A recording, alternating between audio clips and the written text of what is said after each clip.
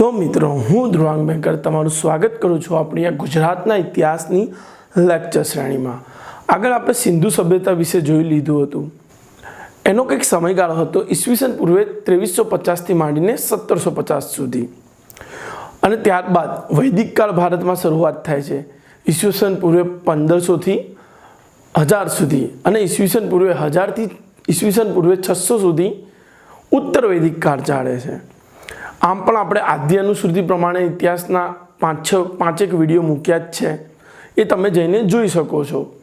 હવે આપણે વાત કરવાની છે પ્રાગ મૌર્યકાળમાં ગુજરાતની। મૌર્યકાળ આવ્યો એના પહેલાં પ્રાગ મૌર્યકાળ આવ્યો અને મૌર્યકાળ બાદ આવ્યો અનુમૌર્યકાળ। ઇતિહાસમાં જે વર્ષની માહિતી ના મળતી હોય, જે કાળની માહિતી ના મળતી હોય તેને અંધકાર યુગ કહે છે। હવે વૈદિક કાળ આવ્યો, જ્યારે વૈદિક કાળ ઈસવીસન પૂર્વે 1500 થી માંડીને ઈસવીસન પૂર્વે 1000 સુધીનો, એ વૈદિક કાળમાં ગુજરાતનો કોઈ ઉલ્લેખ જ જોવા નથી મળતો। પરંતુ એના બાદ ઉત્તર વૈદિક કાળ જે પૌરાણિક સાહિત્યનો કાળ છે, એ પૌરાણિક સાહિત્યમાં ક્યાંક ને ક્યાંક ગુજરાતના પ્રદેશનો ઉલ્લેખ છે અને એના અનેક વિડીયો આપણે બનાવ્યા છે, એ તમે આઈ બટન પર ક્લિક કરીને જોઈ શકો છો।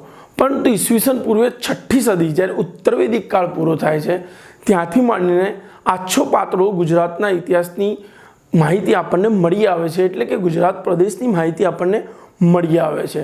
તો સૌથી પહેલાં વાત કરીએ કે ગુજરાતમાં મેં જણાવ્યું એ પ્રમાણે વૈદિક કાળ દરમિયાન કોઈ માહિતી મળતી નથી, પરંતુ પૌરાણિક સાહિત્યમાં ગુજરાતનો ઉલ્લેખ જોવા મળે છે।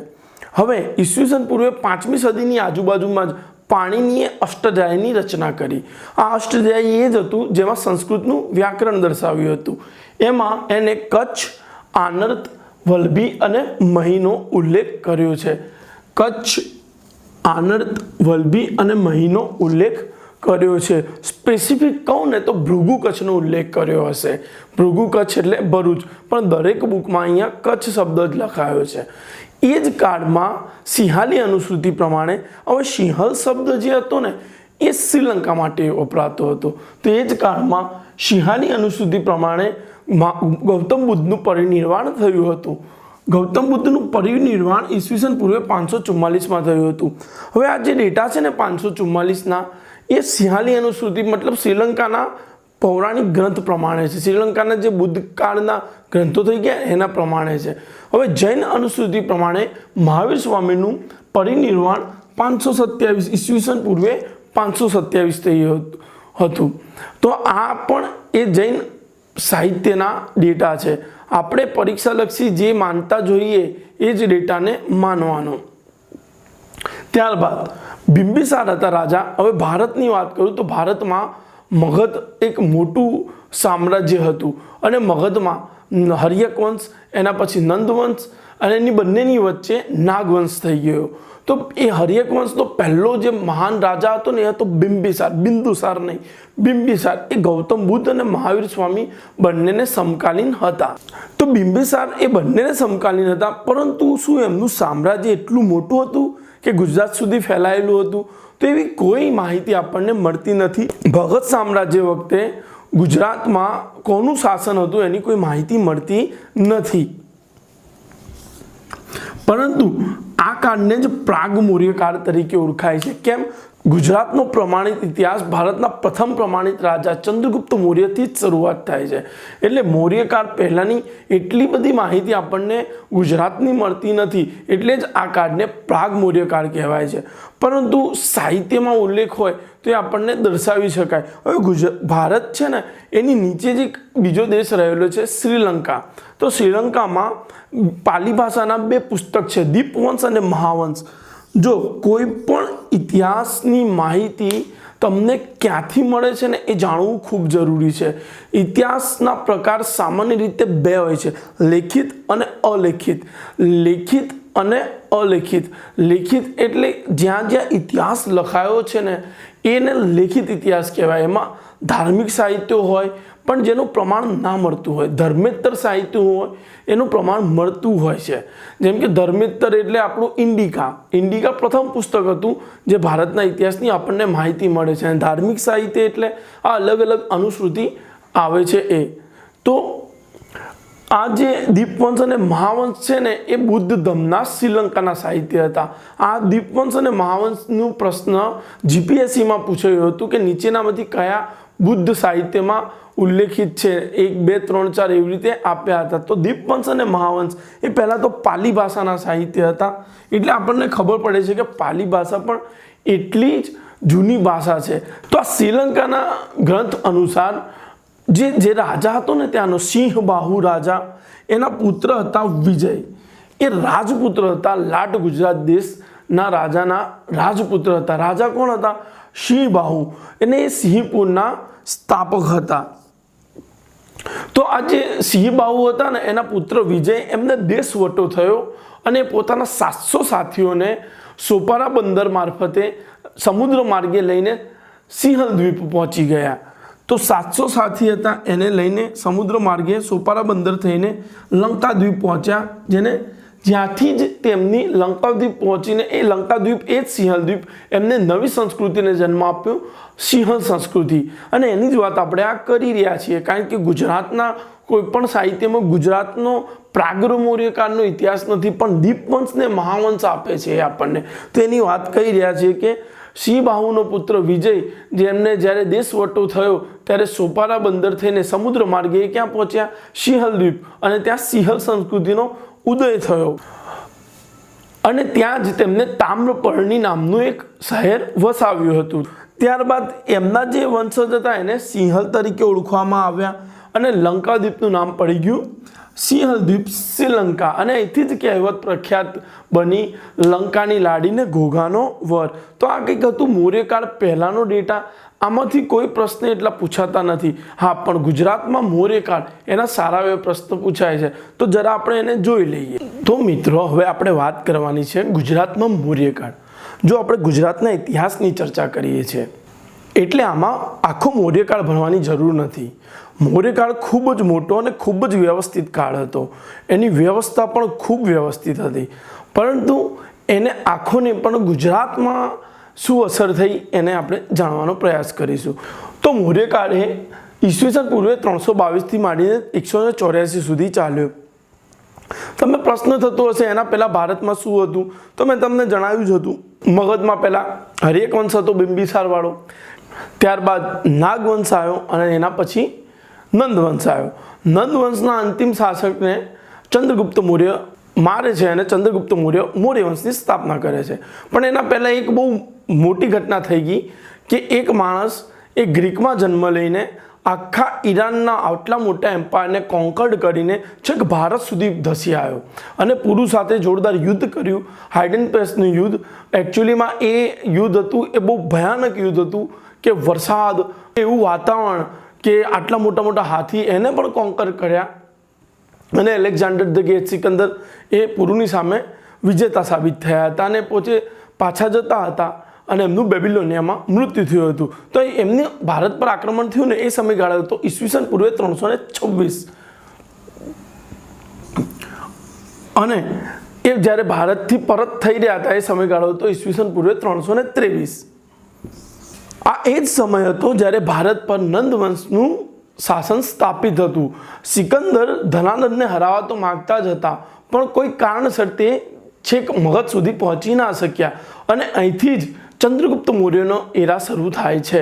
પરંતુ આટલું મોટું સામ્રાજ્ય, ગુજરાતનો પ્રમાણિત ઇતિહાસ પણ અહીંથી શરૂ થાય છે. તો એની માહિતી તમને કેવી રીતે મળે? મેં પહેલાં પણ કહેલું છે અને ફરીથી પણ કહું છું કે ઇતિહાસ એના સામાન્ય 2 પ્રકાર હોય છે, લેખિત અને અલેખિત. લેખિત ઇતિહાસ એ ધર્મેતર હોઈ શકે અને ધાર્મિક પણ હોઈ શકે છે. જે ધર્મેતર હોય છે એ બધી વ્યવસ્થાની પુસ્તકો અને કોઈ પણ પુસ્તકોને આધારિત તમને ઇતિહાસ મળી રહે છે. તો અહીં પણ ગુજરાતનો અધિકૃત, વિશ્વસનીય અને પ્રમાણિત ઇતિહાસની શરૂઆત એ મૌર્ય યુગથી થઈ. એના લેખિત દસ્તાવેજી પુરાવા છે. જો દસ્તાવેજો તમે બનાવો અને એ ઇતિહાસ થઈ જાય ને તો એને શોધવા પડે, અને જ્યારે તમે એને શોધો ને ત્યારે એ પુરાવા થઈ જાય.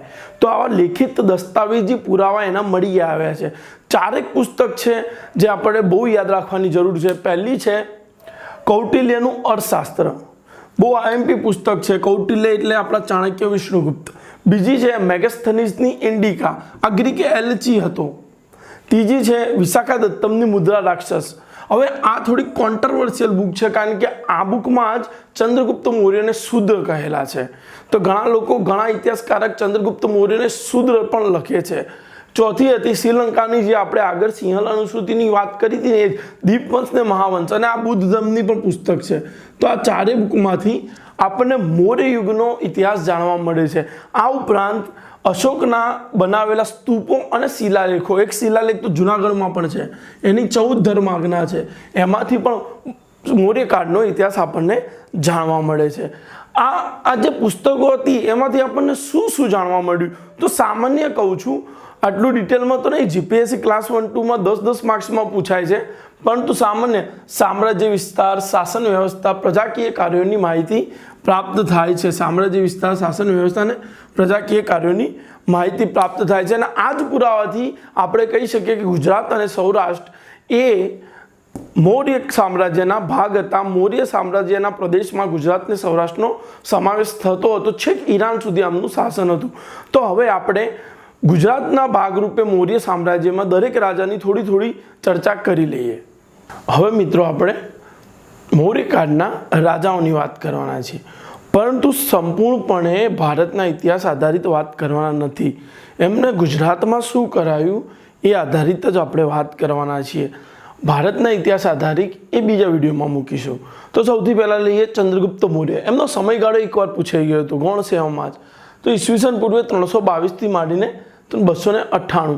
તો તમે જાણતા જ હશો કે 323 ઈસવીસન પૂર્વે એ સિકંદર ભારતમાંથી પરત થયો, અને ઈસવીસન પૂર્વે 298માં ચંદ્રગુપ્ત મૌર્યએ સમાધિ લીધી હતી.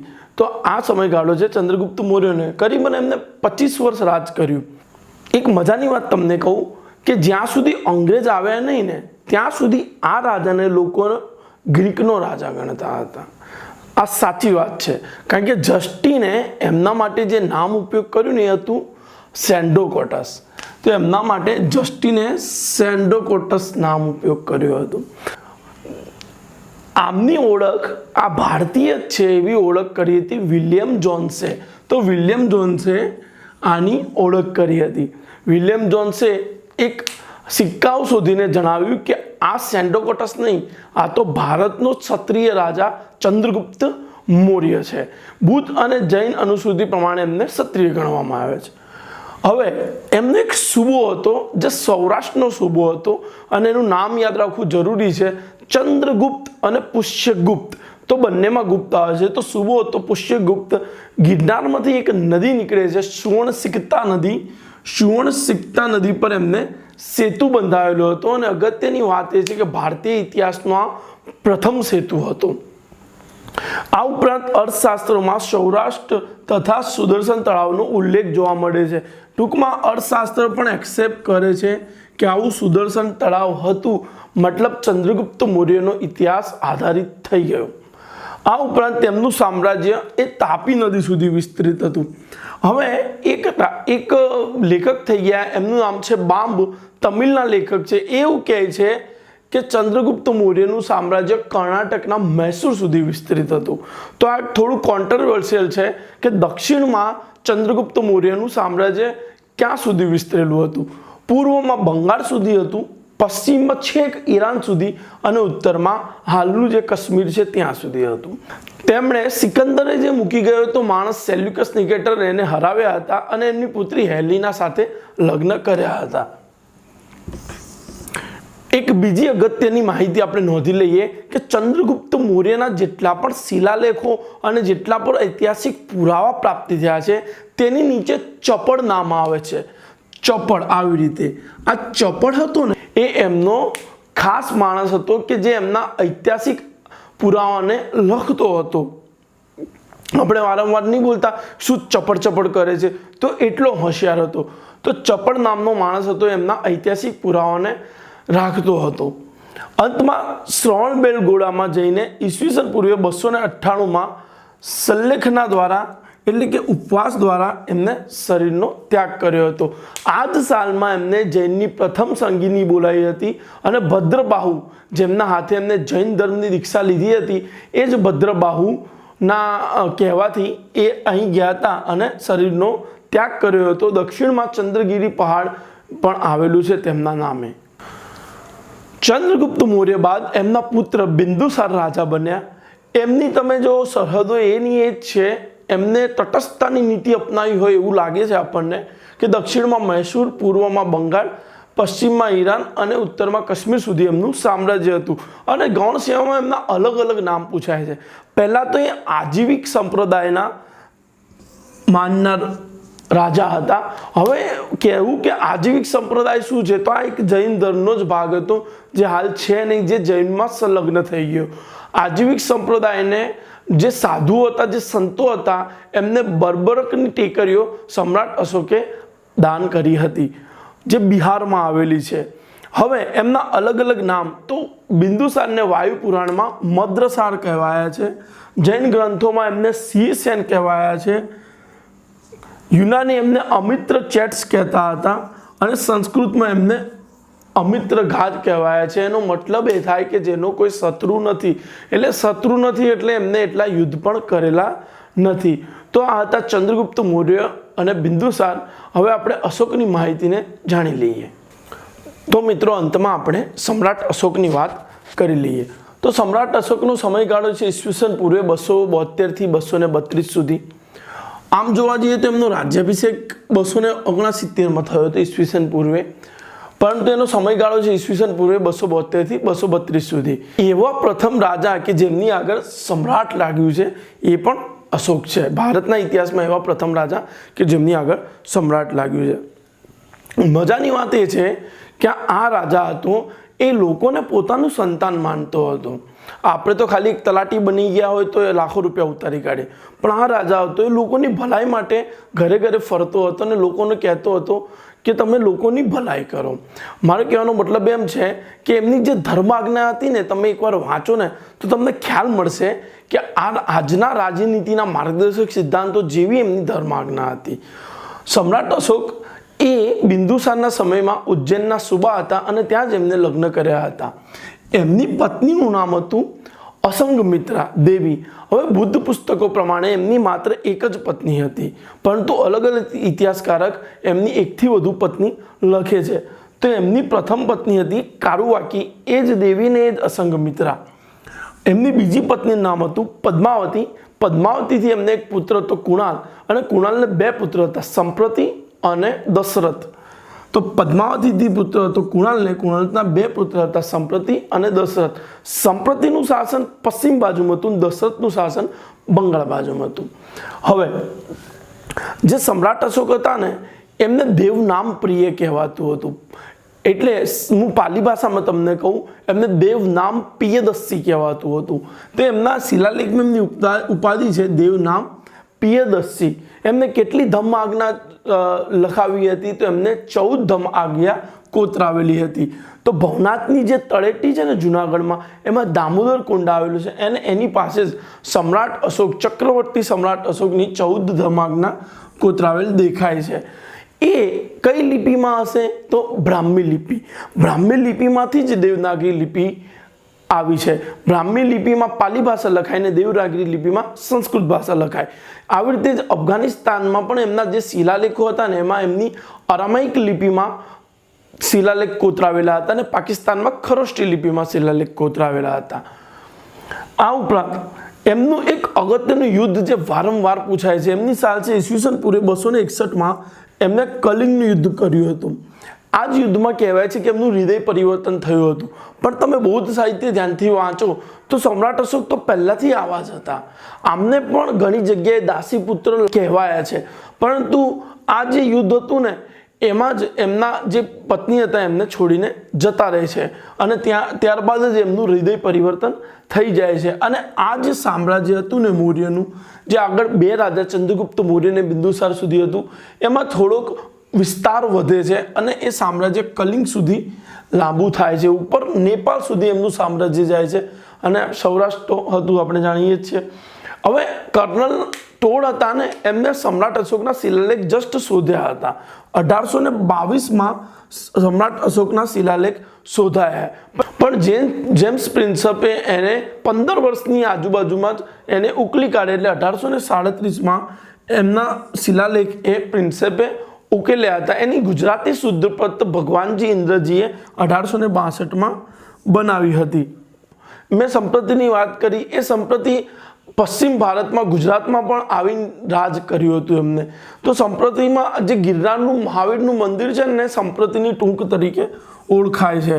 અને અશોકનો જે સૂબો હતો 50,000 વાર પૂછેલો પ્રશ્ન તુષ્પાક, એમને તળાવમાં સિંચાઈના અર્થે નહેરો બંધાવેલી હતી. તો આ હતું કે સમ્રાટ અશોકનું એક સંક્ષિપ્તમાં વિગત. સમ્રાટ અશોક બાદ કુણાલ રાજા બન્યા, કુણાલ બાદ સંપ્રતિ આવ્યા, સંપ્રતિ બાદ શાલિશુક, દેવવર્મન, સતધન્વા અને બૃહદત્ત. આ બૃહદત્તની હત્યા કરીને એમનો સેનાપતિ પુષ્યમિત્ર શૃંગે શૃંગ વંશની સ્થાપના કરી હતી. તો ગુજરાતમાં મૌર્યકાળની આટલી વિગત અગત્યની છે. આપણે આગલા લેક્ચરમાં અનુમૌર્યકાળની માહિતી જોઈશું. તો તમે જોડાઈ રહો. Thank you.